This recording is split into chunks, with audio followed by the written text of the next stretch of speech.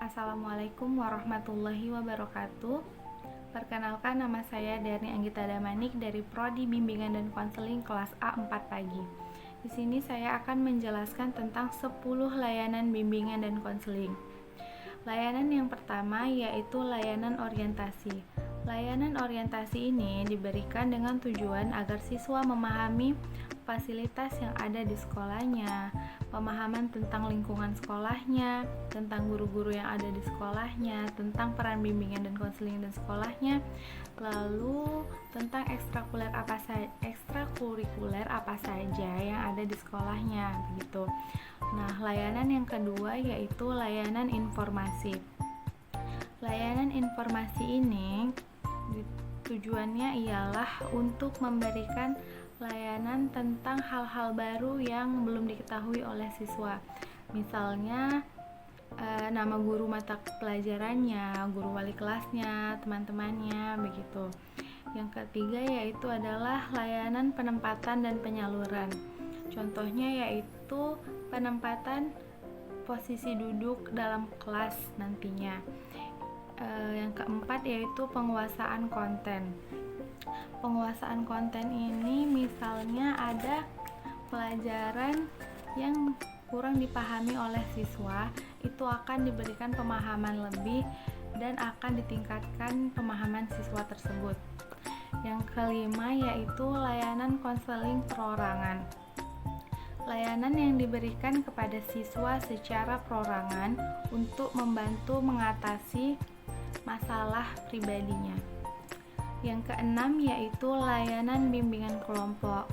Fungsinya yaitu untuk memberikan pemahaman bersama mengenai berbagai macam hal yang berhubungan dengan kehidupan di sekolahnya atau yang lainnya. Yang ketujuh yaitu layanan konseling kelompok. Layanan konseling kelompok ini lebih ke penyelesaian masalah pribadi yang dibahas bersama dalam kelompok tersebut. Lalu yang kedelapan ada layanan konsultasi.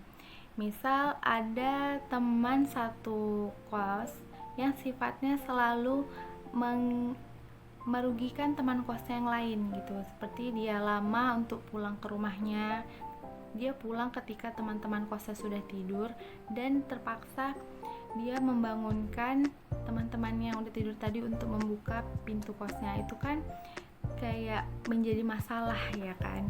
Terus itu ada yang kesembilan layanan mediasi. Misalnya ada murid yang bertengkar, itu diberikan layanan mediasi, diberikan pemahaman agar kembali memiliki hubungan yang baik. Yang terakhir ada layanan advokasi. Layanan advokasi ini adalah layanan untuk melindungi hak-hak. Misal ada seorang siswa yang hamil di luar nikah begitu, tapi dia kan siswa, jadi dia tetap harus berhak mendapatkan pendidikan. Jadi peran guru bimbingan dan konseling ini adalah memberikan solusi kepada siswa yang hamil tersebut. Misal siswa tersebut dirumahkan dahulu dan menutup aibnya rapat-rapat, kemudian dipikirkan kembali dia akan melanjutkan sekolahnya kemana, seperti itu. Berikutnya saya akan menjelaskan tentang 6 kegiatan pendukung. Kegiatan pendukung yang pertama ada aplikasi instrumentasi data.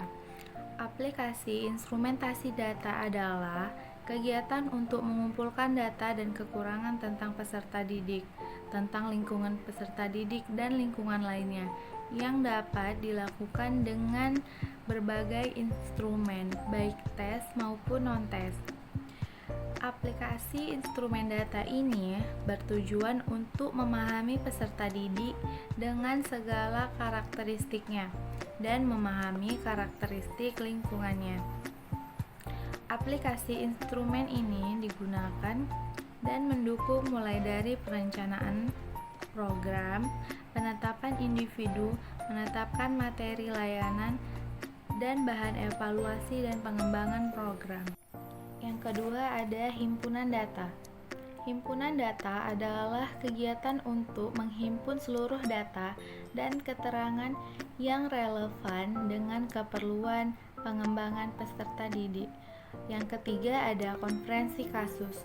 Konferensi kasus adalah kegiatan untuk membahas permasalahan peserta didik dalam suatu pertemuan yang dihadiri oleh pihak-pihak yang dapat memberikan keterangan, kemudahan dan komitmen bagi terentaskannya permasalahan klien.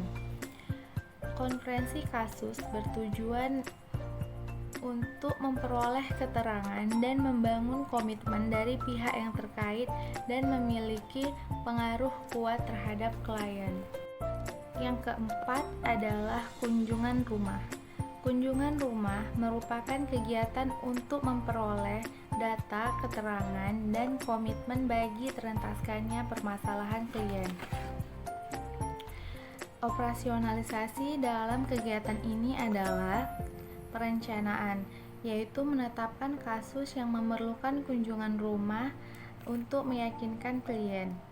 Yang kedua adalah pelaksanaan, mengomunikasikan rencana kunjungan rumah ini berupa bertemu anggota keluarganya terlebih dahulu.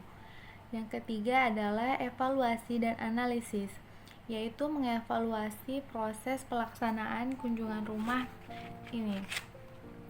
Yang keempat yaitu tindak lanjut, mempertimbangkan apakah perlu dilaksanakan kunjungan rumah ulang atau lanjutan untuk mengatasi masalah klien ini. Yang kelima adalah alih tangan kasus.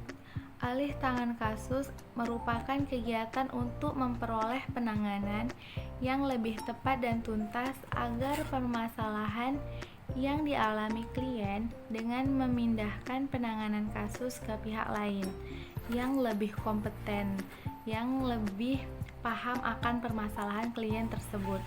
Yang terakhir, yang keenam, ada tampilan kepustakaan.